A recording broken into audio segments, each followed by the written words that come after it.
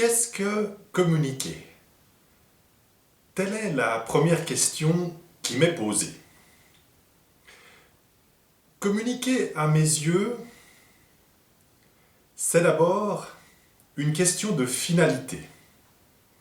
Une finalité entre, d'un côté, un émetteur, en l'occurrence moi-même, et un récepteur, en l'occurrence vous-même. En tant qu'émetteur, je cherche à vous transmettre un contenu, un message. Non seulement vous le transmettre factuellement, mais également assurer que le dit message soit bien compris, soit bien saisi. Une question que l'on peut se poser, s'agissant de la finalité, c'est de savoir quel objectif j'ai en communiquant avec vous. S'agit-il simplement de vous informer préalablement à l'atelier auquel vous allez participer? Ou ai-je pour but de vous influencer, c'est-à-dire de modifier votre attitude à l'égard de ce thème, la communication, modifier votre regard à l'égard de ce thème, la communication? Ou ai-je même pour intention, dans ma communication, de vous pousser à l'action, c'est-à-dire de vous amener à modifier vos comportements, votre manière d'agir avec les autres, de vous exprimer, par exemple. C'est là ce qui touche à la finalité de la communication. Mais à mes yeux, toutefois, la finalité ne doit pas prendre le pas sur l'activité de la communication.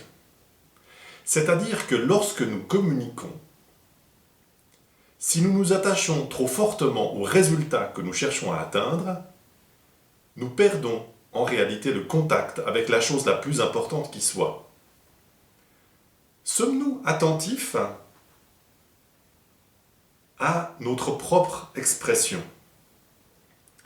Sommes-nous attentifs à nos propres pensées, à nos propres ressentis lorsque nous communiquons?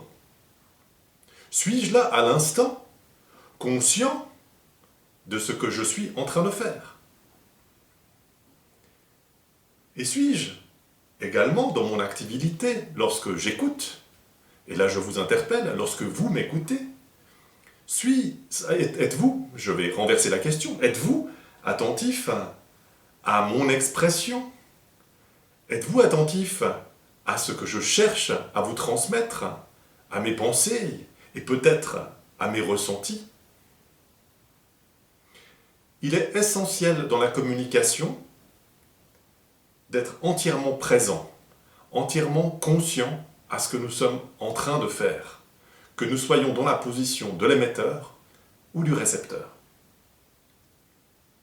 En quelque sorte, il s'agit de créer un espace autour du contenu. C'est-à-dire, je vous transmets quelque chose, mais autour de ce que je vous transmets, il y a un certain espace, de sorte que je puisse moi-même avoir un recul par rapport à ce que je dis moi-même, que je sois capable de m'auto-observer alors même que je communique, et vous, de votre côté, vous accueillez ce contenu avec un certain espace autour de celui-ci, de sorte que vous puissiez, là aussi, avoir un certain recul, ce qui va vous éviter quelques difficultés qui sont assez classiques en communication et que nous aurons l'occasion d'aborder durant l'atelier. Ceci pour ce qui concerne la définition de la communication. C'est là, du moins, mon point de vue. Bien sûr, vous êtes en droit d'avoir un autre regard, une autre opinion sur ce qu'est la communication. Nous aurons l'occasion d'y revenir en début d'atelier. Maintenant, la communication en face à face. Qu'a-t-elle de caractéristiques par rapport à d'autres formes de communication?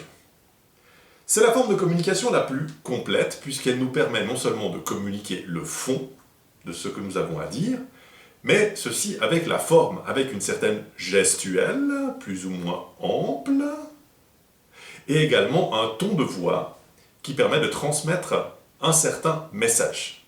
En tout cas, d'emballer le contenu sous une forme qui va sans doute avoir un impact différent chez le destinataire. En face à face, il est plus aisé que sous d'autres formes, par téléphone et a fortiori par écrit, par email, de bien sentir les deux formes d'interaction qui existent entre deux personnes. Par exemple, entre mes deux petites girafes situées sur le côté de votre écran. Il y a deux aspects, en fait. Il y a évidemment la communication d'une personne à une autre, c'est-à-dire d'une entité qui a sa forme, sa manière de fonctionner, à une autre entité qui a également sa forme et sa manière de fonctionner.